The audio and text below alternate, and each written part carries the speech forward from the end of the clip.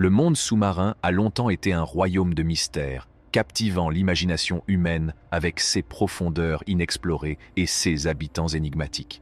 De récentes expéditions sous-marines ont permis de faire une série de découvertes stupéfiantes qui ont émerveillé et intrigué les scientifiques et les aventuriers. Des créatures étranges aux anciennes cités englouties, plongeons dans les découvertes remarquables qui ont éclairé les secrets des profondeurs. Une vie mystérieuse. Le volcan Popocatépetl, au Mexique, est montré dans une séquence filmée par un drone, libérant des cendres et des gaz dans les agglomérations voisines. Des chercheurs ont découvert un volcan de boue dans les eaux arctiques de la mer de Barents, près de l'île norvégienne de Bjørnøya, également connue sous le nom d'île aux ours.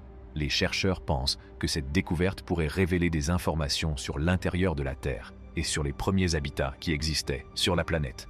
Le volcan, baptisé Borealis Mud Volcano, se trouve à plus de 1300 pieds sous la surface et est situé à environ 70 milles nautiques au sud de l'île aux ours. Le volcan mesure environ 23 pieds de large et 8 pieds de haut, et il est situé à l'intérieur d'un cratère de près de 1000 pieds de large. Selon les scientifiques, le volcan émet constamment un liquide à forte teneur en méthane.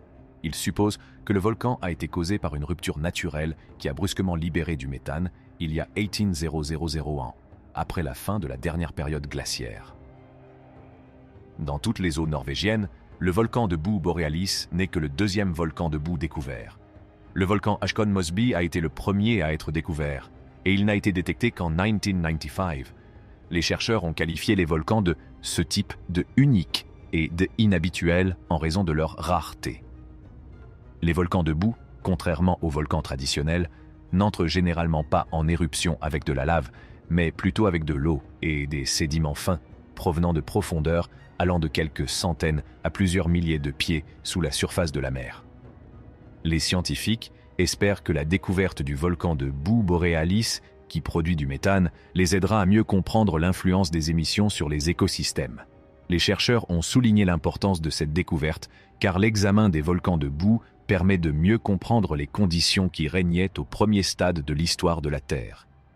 Ces conditions existent en abondance dans l'environnement qui entoure actuellement le volcan de boue Borealis. Outre les tapis bactériens et les broussailles, les chercheurs ont découvert des organismes marins tels que des anémones de mer, des éponges, des étoiles de mer, des coraux, des araignées de mer et des crabes. Jardins d'éponges géantes. Sur les sommets des volcans sous-marins endormis, on trouve des éponges massives.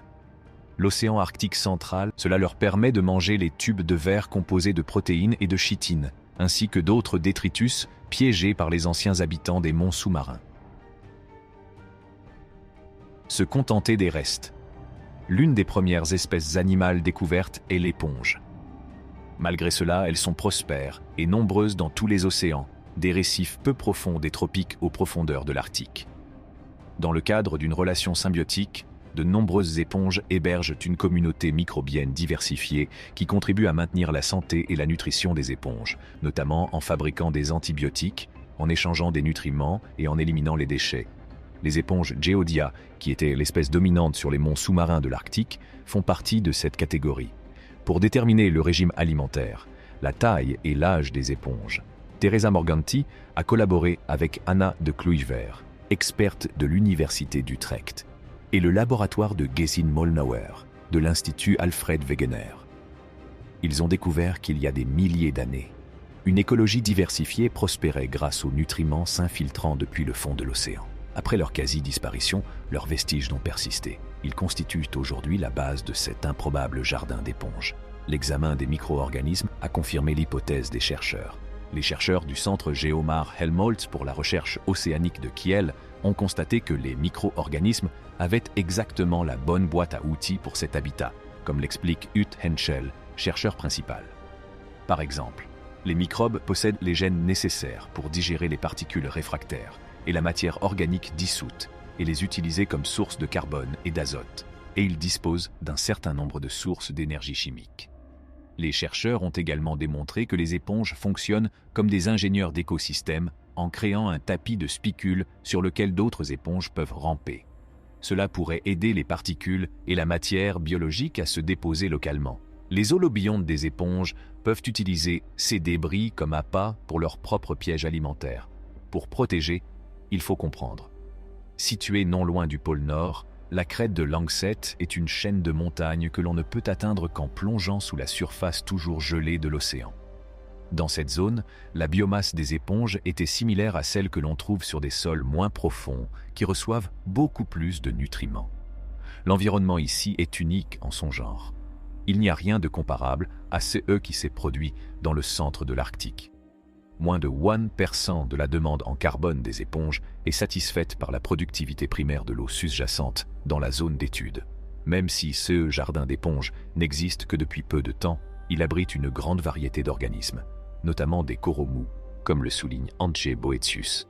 En ce qui concerne les effets du réchauffement climatique, l'Arctique est l'une des régions les plus durement touchées, en raison des difficultés liées à l'observation et à l'échantillonnage de ces habitats de haute mer recouverts de glace. Aucun sol spongieux similaire n'avait été identifié dans le haut Arctique central, avant cette étude, souligne M. Morganti. Des chercheurs de l'Institut Alfred Wegener, de Géomar et de l'Institut Max Planck de microbiologie marine ont collaboré pour en apprendre le plus possible sur ce centre de vie inattendu dans les profondeurs de l'océan. Boetius ajoute qu'une meilleure connaissance des écosystèmes des hotspots est essentielle pour protéger et gérer la diversité unique de ces mers arctiques sous pression, alors que la couverture de glace de mer diminue rapidement et que l'environnement océanique change. En ce qui concerne les découvertes sous-marines plus mystérieuses, eh bien, Nanjing, les mystérieuses créatures ressemblant à des sirènes. Dans les eaux japonaises, des histoires de créatures ressemblant à des sirènes, appelées ninjan, circulent depuis des années. Ces êtres énigmatiques, dont on dit qu'ils atteignent une longueur de 90 pieds, ont des nageoires ou des queues à la place des jambes. Leurs traits sont minimes, seuls leurs yeux et leur bouche étant visibles. Ces créatures, souvent aperçues la nuit et se fondant parfaitement dans leur environnement, ont déclenché des discussions sur leur existence et leurs éventuelles populations dans l'Arctique, le phénomène obsédant de la marée rouge. Offre un aperçu des réalisations de la Chine ancienne et attire les plongeurs et les touristes désireux d'explorer cette métropole engloutie. Le plus vieux navire englouti, un aperçu de la Grèce antique. Dans la mer Noire, les archéologues ont fait une découverte étonnante. Le plus vieux navire englouti au monde, un navire marchand grec datant de 400 ans. Cette découverte incroyablement bien conservée offre une fenêtre sur le passé, révélant des détails sur les anciennes routes commerciales, l'artisanat et la vie à cette époque. L'état de conservation impeccable du navire a laissé les historiens et les chercheurs stupéfaits par les informations qu'il contient. C'est tout pour la vidéo d'aujourd'hui. Nous reviendrons avec plus d'informations. N'oubliez pas de donner à cette vidéo un pouce en l'air et de vous abonner à notre chaîne. Merci d'avoir regardé.